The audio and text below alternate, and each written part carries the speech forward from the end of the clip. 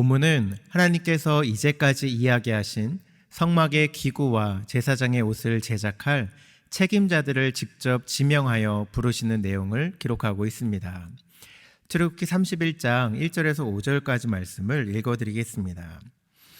여호와께서 모세에게 말씀하여 이르시되 내가 유다 지파 훌의 손자요 우리의 아들인 부살레를 지명하여 부르시고 하나님의 영을 그에게 충만하게 하여 지혜와 총명과 지식과 여러 가지 재주로 정교한 일을 연구하여 금과 은과 노수로 만들게 하며 보석을 깎아 물리며 여러 가지 기술로 나무를 새겨 만들게 하리라. 하나님께서는 이스라엘 백성과 언제나 함께 해주시겠다는 상징인 성막을 건축함에 있어서 아주 상세하게 제작 과정을 알려주시고 있습니다. 성소의 휘장을 만들 때 사용되는 실의 종류와 색깔이며 제단의 재료와 크기, 또 제단에서 사용되는 여러 가지 기구들까지 너무 자세하게 기록되어 있어서 때로는 이 본문을 읽을 때에 지루하고 힘들어서 그냥 넘어가는 경우도 있지요. 혹자는 본문을 보면서 이렇게 생각할지 모르겠습니다. 성전을 지을 때 이렇게까지 정교하게 하나하나 맞춰가면서 꼭 지어야 할 필요가 있을까 라고 말이죠. 성전에 거하시는 하나님이 중요한 거니까 성막은 어떻게 지어도 상관없다라고 생각하는 것이죠. 맞는 말일 수 있습니다.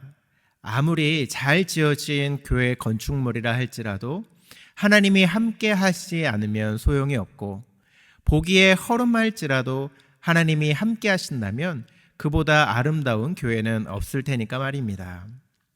하지만 본문을 읽다 보면 하나님께서 인류를 구원하시기 위해 준비하신 구속의 역사가 얼마나 치밀한지에 대해 다시금 놀라게 됩니다. 어느 날 갑자기 하나님께서 인간을 구원하시겠다고 즉흥적으로 결정하신 것이 아닙니다.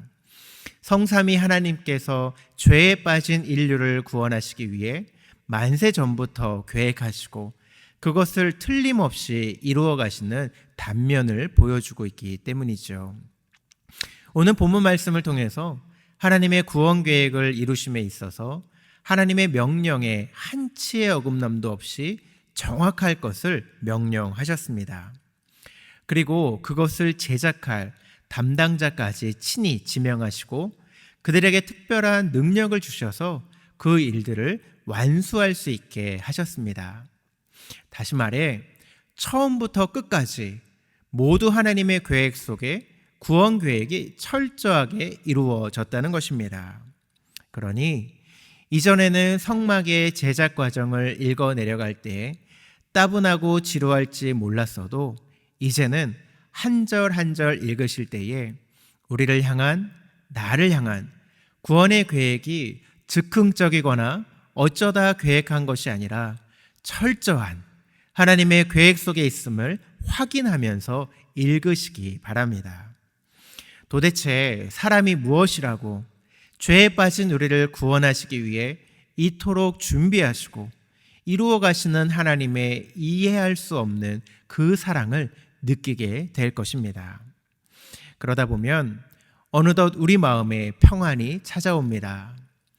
불안정한 인간의 노력으로 나의 힘으로 구원이 성취되는 것이 아니라 완벽한 하나님의 계획 속의 구원의 역사가 완성되어 가는 것을 보면 안심이 되기 때문이죠.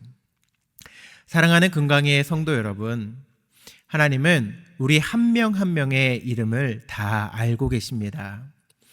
어쩌다 구원받게 된 것이 아니라 어떻게 하다 보니까 교회를 다니게 된 것이 아니라는 말입니다. 완벽한 하나님의 구원 계획 속에 성막의 모든 것이 지어지고 완성된 것처럼 우리를 향해 여러분 한 명 한 명을 향한 하나님의 치밀한 계획이 있으셨음을 기억하시기 바랍니다. 이제까지 우리를 인도하신 하나님께서는 앞으로의 인생 가운데에서도 한치의 오차도 없이 우리를 인도하실 것입니다. 우리들은 미래를 모르기 때문에 불안해할 수 있습니다.